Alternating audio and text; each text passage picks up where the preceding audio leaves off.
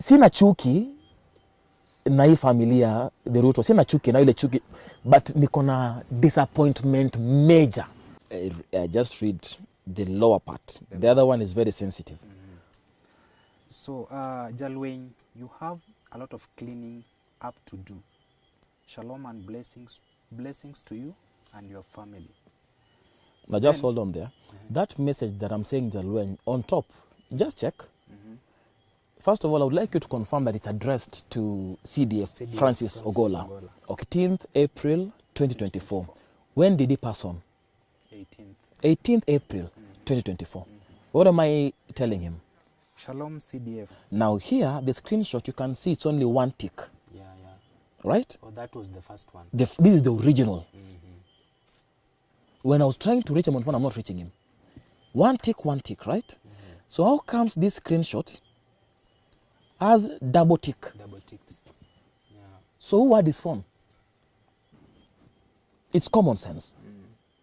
Don't touch the military's budget. Don't touch the intelligence budget. Don't touch the police budget. Leave those areas, you know. Leave them. I mean, these are guys who are willing to die, taking bullets for the nation. If you're taxing people and people are seeing where the money is going, okay, we can see where the money is going, you see.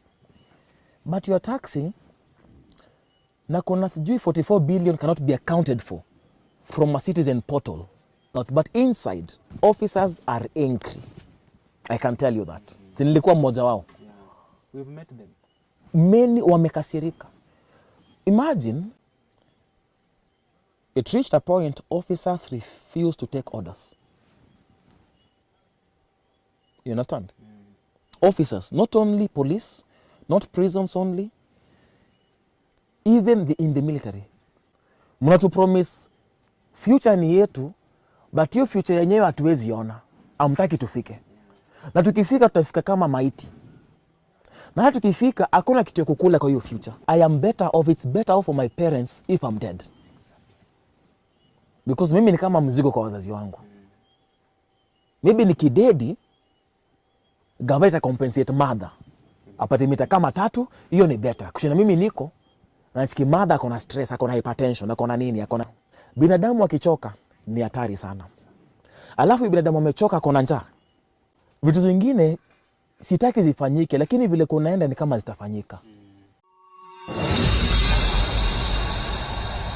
Welcome guys, once again we're still here at Tumaini Resort, Kajiado County. A very nice place. Umeona nimejipanga hapa kidogo.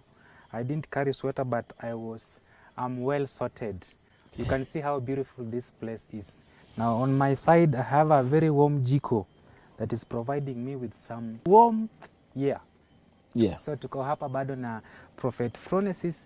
We want to finish up wrap up about certain few things that maybe we had intended to do them today. Prophet Phronesis. Yes. How are you? I'm perfect. Wow, very nice. Yeah. So I would like to ask you about now. You talked of being Ogolla'S friend. Gen.Ogolla'S friend. Yes. And you really focused much about these people deleting the messages between you and him. Yeah. And that's why you really took the screenshots and supplied them to some other countries. Yeah. What is this? What are these maybe that these people really wanted to get away with? First of all, the last conversation I had with him, 16th April last year, I told him there are some names I can't give him yet, but there are some people in government who are not doing things the right way. And there are some people linked with some acts or groups associated with terrorism. But I told him I want to go back in prayer and confirm them because I don't want to mess up someone's career. I've been shown once, I want to go back and be shown again to ascertain it, then I give him the names. Okay? So there's a special phone I used to use with him. And that's where I used to send him messages different from other phones. And some of the messages actually, on Wednesday, 17th April 2024, the last message I sent him, 11:22 at night, I told him, Jalweny is Luo for a military man, a soldier. You have a lot of cleaning up to do. Before that, I had explained some sinister motives going on at the Kenya Defense Forces. And I'll show you, the phone is here. Jalweny, you have a lot of cleaning up to do. Shalom and blessings to you and your family. And it was follow-up of what we had discussed on Tuesday, 16th, right? And I have reasons, personal, to believe his phones were hacked prior to that. His phones were hacked and guys were tracing his phones or tracking his phones. Okay? Now, the actual day of his demise, I was looking for him, I was not getting him. I sent him messages and they were not double ticked. They were only double ticked 2 weeks later or thereabout. So meaning someone had his phone now. Who opened his phone? And the message I had sent, you can see here for yourself. And you can read. Let me read them out. Yeah, you can read for yourself. The other information I won't display. Okay. But should I just read the... Just read the lower part. The other one is very sensitive. So, Jalweny, you have a lot of cleaning up to do. Shalom and blessings to you and your family. Now just hold on there. That message that I'm saying, Jalweny, on top, just check. First of all, I would like you to confirm that it's addressed to CDF, Francis Ogolla. Okay. Yeah. Check. I'm trying to explain to him some things, pinpoint. Just check. I'm explaining to him, this is wrong here, this is wrong here. There is someone playing with you here, there is this person playing with you here. Okay? Yeah. Okay, now go to the other message. Shalom, this one, eh? Yeah. This was 18th April 2024. 18th April 2024. When did he pass on? 18th. 18th April 2024. What am I telling him? Shalom CDF, did you take the soil and say to it that it won't drink your blood or bury you? That was a question. Yeah. You have really gone, my friend. Why don't you answer? That was later on now, when it was confirmed that he had passed on. You understand? I was saying, why are you not answering? You see? Because the phone was not being answered over and over again. You understand? Yeah. So, if these messages are coming from an idiot, why were they remotely deleted from my phone? And this is exactly, let's see the dates, the screenshot. See the date on the screenshot because it can show you. This one, right? Yeah. This one? Oh, this I took later when the phone was opened 2nd July. Let me show you the one that shows 18th April because the date. Yeah. See the date that was sent, even if it's a screenshot. When I took the screenshot, because the Lord told me they'll delete my messages. Say the date. This one was taken Thursday, 18th April 2024, 5:33 p.m. 5:33, that's when now I said you have gone. You have really gone. You're not responding.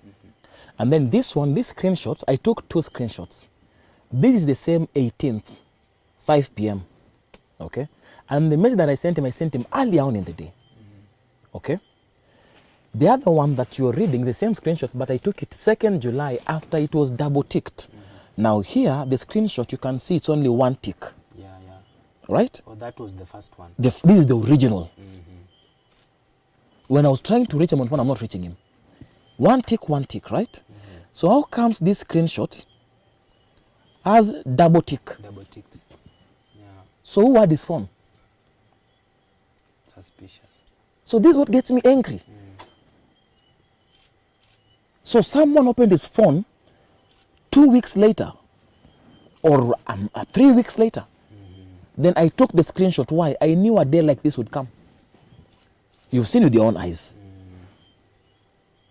One tick, then 2 weeks later, double tick, and it's double ticked. And then after it's double ticked, all my messages that I was sending him were remotely deleted. You understand? Like they were deleted from another place, all my messages. And then, that was not good enough for them. They deleted they removed the entire WhatsApp. They closed it, the entire WhatsApp app for that phone. You are too smart. But I had already screenshot them and sent them elsewhere. When you're dealing with crooks, you have to be smart. Yeah. And this is God helping me. Because if I had not taken these screenshots, nobody would have believed me. They would have said, you're just talking. Easy stories are jabba. You've seen one day before he passes on, I'm sending him a message. In fact, 1 week before, I told him we had planned to meet in August, but there's something very urgent about your life I have to discuss with you. If that can come to the people of Kenya, their attention, that'd be very nice. Let me see.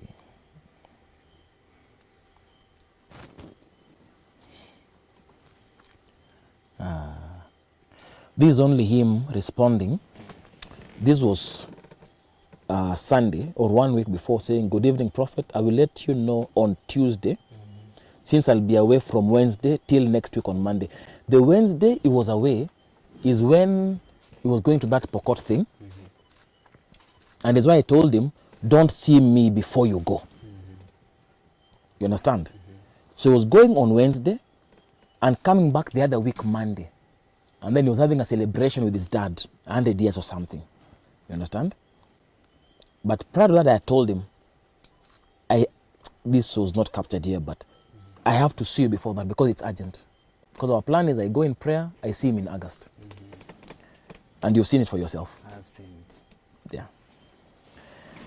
So, I'm not, when you see me talk like this, I am not a mad prophet.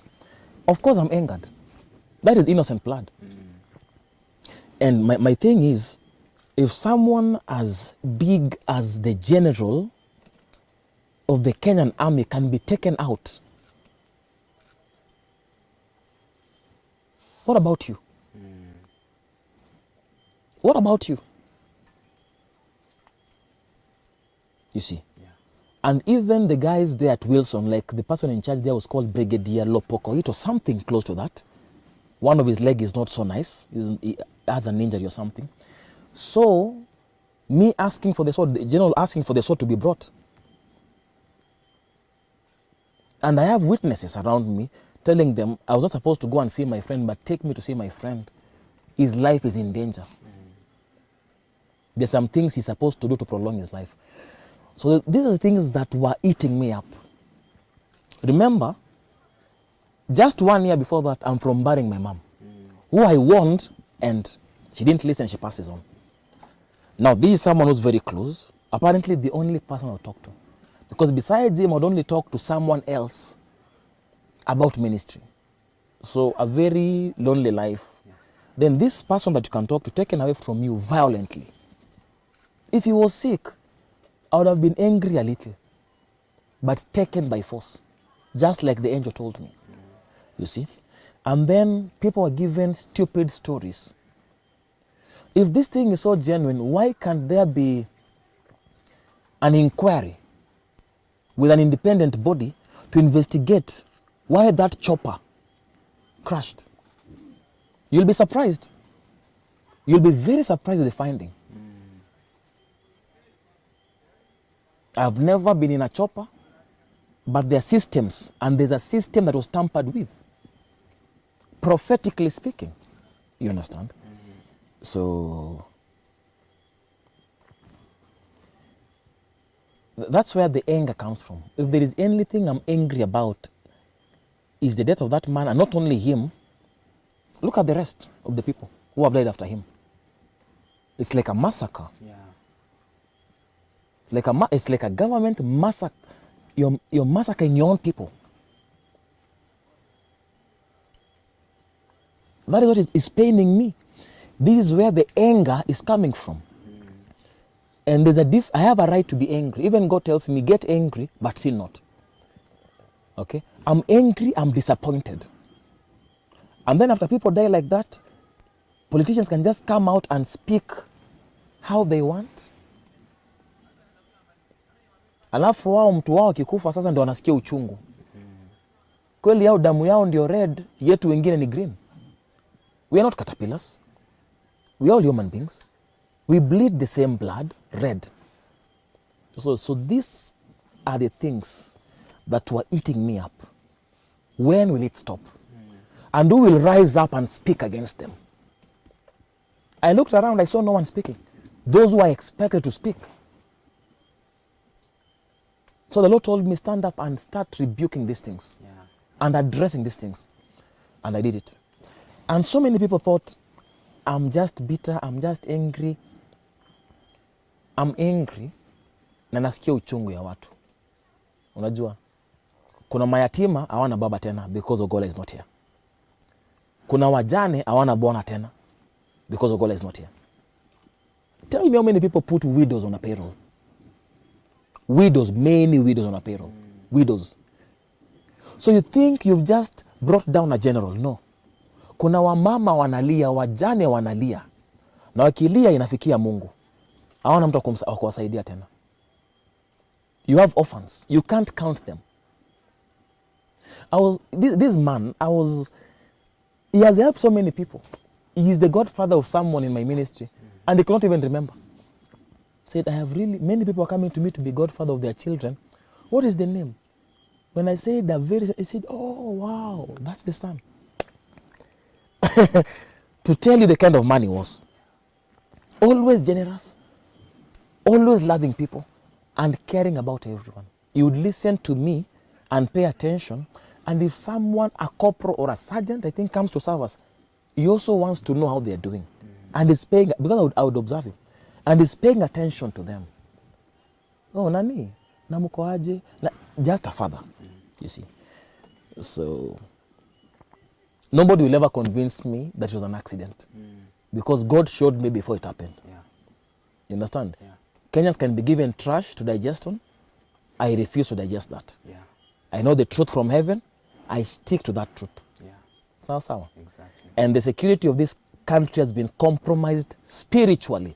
That is why Gen.Ogolla'S was very important to be there, very vital to be there, because he was a spiritual man. Understand? Yeah, but as it is right now, there's compromise. Yeah. Yeah. Wow. Should we talk about the current security issues? We see that the military is being, the chakula stuff is being snatched from them. Do you think at some point the country is messing up? Is it really the country or the presidency? The president, the government. It's the government. It's not the country, because no matter how tight a nation is, don't touch the military's budget. It's common sense.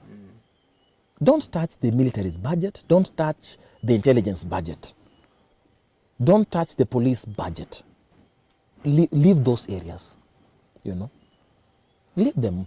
I mean, these are guys who are willing to die, taking bullets for the nation. They should be accorded all respect. Unaelewa? So, hiyo chakula haiwezi chukuliwa. Jeshi lazima wabembelezwe. Lazima wapakwe mafuta. Because kukinuka ni hao wanasimama kwa line kuchukua risasi. Mwili yao ni nyama ya risasi. So mtu kama huyo unamtunza. Unajua? And the Kenyan military is one of the best in the continent. Very professional. But you cannot take that and now start playing with them. Some things you don't touch. No matter how tough it is, don't touch some things. Unajua? Don't touch. Do whatever you can do. And now this is some things we were talking with Gen.Ogolla about, with the idea of bringing in the investors and seeing how it can work. And the Kenyan military has hotels everywhere, like the Egyptian military. So that the Kenyan military, I spoke these things to Gen.Ogolla, is not just a consumer. Because he told me, Prophet, you know, as a military, we are just consumers. I said, but you have a legacy. I want to help you. There has to be a legacy. So that the military starts iweze kujikita yenyewe. Akanambia, there's some small money, we do some bullets, and we have a farm in Kitale. Nikasema hiyo ni kidogo, Gen.Ogolla. We have to have factories that are really run by the military. And farms, chakula muna export, it's the military. And hotels everywhere, it's the military. And whenever there is something concerning the government, when they are meeting in Mombasa or any county, they come and use the military hotels. So the military has money, you are not fully dependent on the government. And you can sustain yourself, not only as being consumers, but also mnachangia. Unajua? And it was for the idea, but unajua kazi yake si rahisi because he's a military guy. So he has to really pass everything to the president. You see? And they are very strict and they are very disciplined. But yeah, the government is really messing up. Don't touch the military. Don't touch the military. Whatever happens, don't touch the military. You talk about the military, what about education? Education. This free primary education thing, President Kibaki brought it in. Uhuru found it and left it. Mbona mnataka kuanza kuiharibu? But pia siwezi walaumu. Unajua Mungu akikuroga, hakuna dawa. Hakuna. You know, if God says you won't move, if God says you will be frustrated, it's like the issue of taxes. If you're taxing people and people are seeing where the money is going, okay, we can see where the money is going, you see. But you're taxing, na kuna sijui 44 billion cannot be accounted for from a citizen portal, or I don't know, something citizen portal. There are money going, millions zimepotea kwa ghost schools. What are you doing? Unachemsha wa Kenya. You can't do that. You understand? You just can't do that. So this government really, it's shooting itself on the leg. Wanashika mahandi. Unajua handi, kushika handi? Yeah, handball. Handball. Wanashika mahandi all the time. I'm telling you, if you want to pray for them, unashindwa utaomba nini? We call it on goal. Yeah, ni maon goal unafunga. If you're raising taxes and people can see where the money is going, okay. You are raising taxes, but military hawana chakula. You are raising taxes, but nyongesa ya police ni trouble. You are raising taxes, free primary education inakuwa slashed. You are raising taxes, county government zinalia hakuna pesa. Sorry. So if you are raising taxes and people can't see the money, what is happening? Are you hoarding money? Unaelewa? What is going on? So people are getting angry. People no longer have confidence in the government. And that's a very tricky place to be in. Because people are getting frustrated. And also most of the police officers wamekuja out condemning the government. Like the one you saw, I think you mentioned in your, while doing your Kimathi? Hiram Kimathi. The second name I got it because Kimathi should be my in-law. Kimathi is my in-law. I married from that area. So namtetea pia kama in-law, lakini more than that is a Kenyan who was chosen to be sober. Unajua? And it's good for police to come out. Because mimi nilishinda nikiambia watu, mimi nikikuwa mkubwa, nikikuwa gava. Hata ukubwa, mimi nimeanza kutumia ukubwa jina sahi. Sikupenda kuitwa mkubwa. Nilikuwa naambia watu wote mkubwa ni Mungu. Mimi ni mdosi tu. Na mimi ni gava mwenzako, nimepatiwa kacheo, nikusaidia aje. Mimi sikuja penda kuitwa mkubwa. And the moment this thing goes on your channel, kama kuna mtu wote nilikuwa nasema lazima mniite mkubwa, atokea aseme. So it's a good thing these officers are coming out. And kuna wengi, These are the only ones coming out, but inside, officers are angry. I can tell you that. Si nilikuwa mmoja wao. Yeah. We've met them. Many wamekasirika. Imagine meeting officers, they start explaining themselves to you. Prophet, sisi wote ni wabaya. Unajiuliza, mimi sijakwambia kitu yote. Mtu wa Mungu, sisi wote ni wabaya, hata unajua. It can show you the heart of the security organs is not with the government. And it's a dangerous place to be in. Because after all has been said and done, ukitoa uniform, wewe ni binadamu. Ukienda nyumbani uoge unajiangalia, kweli mimi ni nani? Mimi ni binadamu tu. And these same sentiments are in the military. I know that. The National Intelligence Service is divided. I know that as a minister of the gospel. I know that. Is it a plus? I think so. Because people are waking up. People are sobering up like no. Sitatumia risasi kuumiza Mkenya mwenzangu. I won't use the position I've been given by my fellow Kenyans to hurt them. You see? And there's a line also to this because na pia protesters tusikubali watu na marungu wanakuja kwa protests. Wanakuja kuharibu. You understand? But yes, kuna wengi. Kuna wengi, and speaking now prophetically, what I was shown sometime last year and this year, it reached a point officers refused to take orders. You understand? Officers, not only police, not prisons only, even in the military. What I saw in the spirit, they refused to take orders. They said no. They said no. In the intelligence, they refused. In the intelligence, I can tell you something prophetically. Intelligence, information is being taken to different places now. Because people don't have trust in the hierarchy. Unaelewa? Yeah. So, if people can just be truthful enough and listen and change their ways, hakuna nchi poa kushinda Kenya. Yeah. Hakuna nchi poa kushinda Kenya. Kama ni chakula, kama ni weather, kama ni watu, Kenyans are very welcoming. Unajua? Kama ni, unajua, vibes tu za Kenya ni tamu. The atmosphere is cool. The spiritual atmosphere of Kenya is nice. So, yeah. Big up to the policemen and people in uniform that are saying no to unlawful orders. Keep on saying no.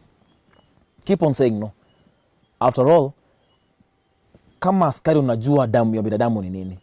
Na kama ushai kukuwa gava unajua magava wenzako wenye wanakonga trigger happy, once ameua mtu si binadamu tena. Kwanza hii kuua mtu ile kiolela. Wasana na mtu kwa crime scene nini? Kiolela mtu innocent. Hawakuangi sawa tena. So that's what I can say. Yeah. And the young generation has been going through a lot. We can talk of the Gen Zs mostly. They have been going in the streets to fight for their rights. But unfortunately, many of them come out dead. Yeah. Today, we complain. Tomorrow, we complain. But the bloodshed is has been continuously. Why do you think the government is assuming all this? Even on rallies, the president comes out to speak other things apart from away from maybe addressing the issue of the lost Gen Zs. Why do you think he's out of it? You know, it's quite interesting, but I've already answered you. Some scriptures, not so directly, but they state, if God is the one bewitching you, no one can help you. And the cold heart that the president and some political figures have demonstrated towards the deaths of the Gen Zs, because you can't say every Gen Z protesting was a criminal. You can't just criminalize everyone.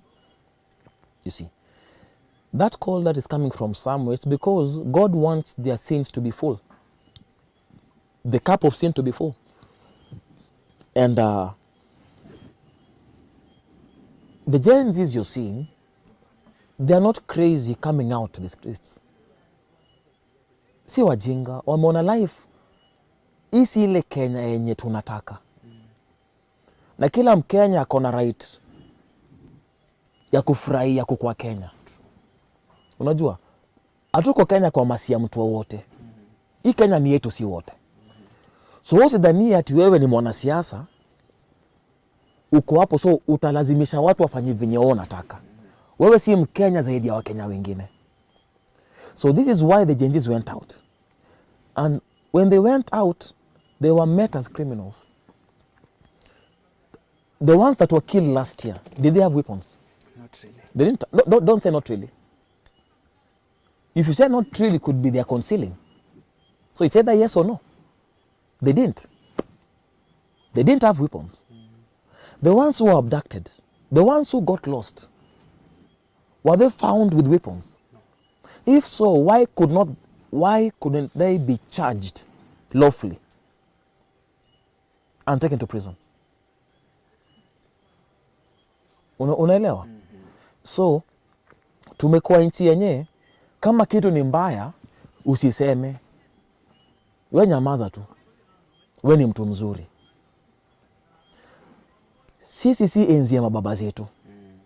From the pulpit to the professionals. I am not like my father and mother. You know, I can't just stand. It has been my character ever since I was young. I can't just stand and see evil going on and I'm quiet. You see, I speak. Kuna watu mtani nimesaidia kama tenje imeporwa, naambia mjamaa hapana, rudishie hiyo dem tenje yake. Hiyo imekuwa karakta yangu. Si ati nilikuwa gavana nikakuwa hivyo. Si ati nilianza kuhubiri nikakuwa hivyo. Sipendi kuona mtu akinyanyaswa.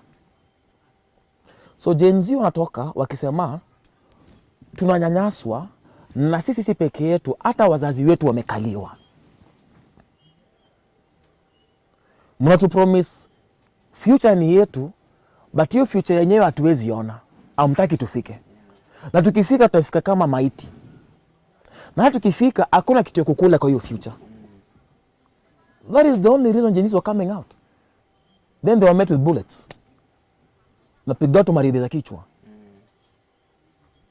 Alafu unaita terrorists. Hiyo ni narrative gani? It makes sense. It doesn't make sense. But it's only making sense to a few in the political class. And they are so blind to see that we have over 45 million Kenyans against them. So it can only show you one thing. They are spiritually blind. Yeah. But what I was shown by God, what we were shown by God, including my wife, the woman of God, this protest, no matter what they do, they'll keep on going. Until things have been put in order spiritually. Young people will still keep on going to the streets. Watu wajali kukufa anymore. Watu wajali wanasema afadhali I am better off, it's better off for my parents if I'm dead. Because mimi ni kama mzigo kwa wazazi wangu. Maybe nikidedi gaveta compensate mother. Apate mita kama 3, hiyo ni better. Kushinda mimi niko na chiki mother akona stress, akona hypertension, akona nini. Ukienda hospitali, sijui shashi, sheng, hakuna kitu. Unaongeleshwa hapo Chinese. Unaelewa? Kuna mama mwingine alikuja hapa kusema sijui nimejifungua, nimetoka sha ifanye kazi, anakuwa arrested.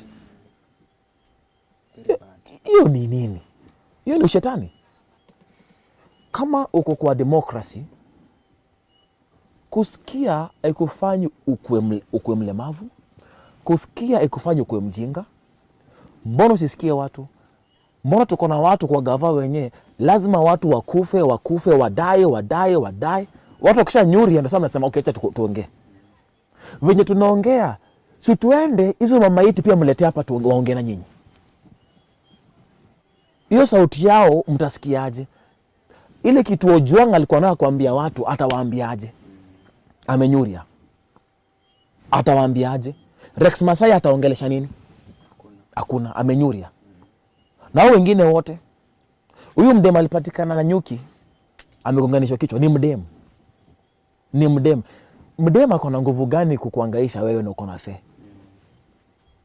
Mdem ukimchuna atapiga nduru ahepe. Kichwa imepigwa mededi. So ukituita, okay, kamini tuongee. Kamini tuongee. Okay, tunakam kuongea. Wenye wamedai pia wakamu. Because pia wako na sauti. Lakini mliwazima sababu hamtaki kuambia ukweli. Hii gavana yenye ukiongea ukweli wewe ni adui. Ukiongea ukweli wewe ni mjeuri. Nije kuna kitu kama hiyo. Hata Mungu anasema come to reason pamoja. Kama Mungu anasema come to reason, wewe ni nani? Wewe ni president, huwezi reason na watu. Lazima kuna damu nini dunia mzima inakucheki na okay sawa. Kama tulikosea basi okay sawa, pole kama tulikosea. That is not genuine. Mayouth manonyo yako Kenya sio wanapenda noma. Mkenya mtafutie kaunga kake pale anapata unga. Mkenya hana shida na wewe. Mkenya hana shida na wewe, lakini hiyo unga ana njia kuget hakuna. Akikamkukuambia wewe ndio president, inafaa kwa shughuli yako kusikia. Wakuja kuambia ride ya kichwa. Unajaribu kutuonesha? So hizi protest wanawezeka law zote wanataka. Kuna kitu moja mimi najua. Binadamu akichoka ni hatari sana. Alafu binadamu amechoka akona njaa. Akona njaa. Utaepa lakini usijificha. So it's only a matter of time. Vitu zingine sitaki zifanyike lakini vile kunaenda ni kama zitafanyika. Sitaki na vile nimekushow. Sina chuki na hii familia the Ruto. Sina chuki na ile chuki, but niko na disappointment major. Chuki siwezi kuwa naona ni ubiri. But niko na disappointment major sana. Unacheki? Because kila kitu nafanyika saa hii azingefaa kufanyika. There was a way out before these things happened. You see?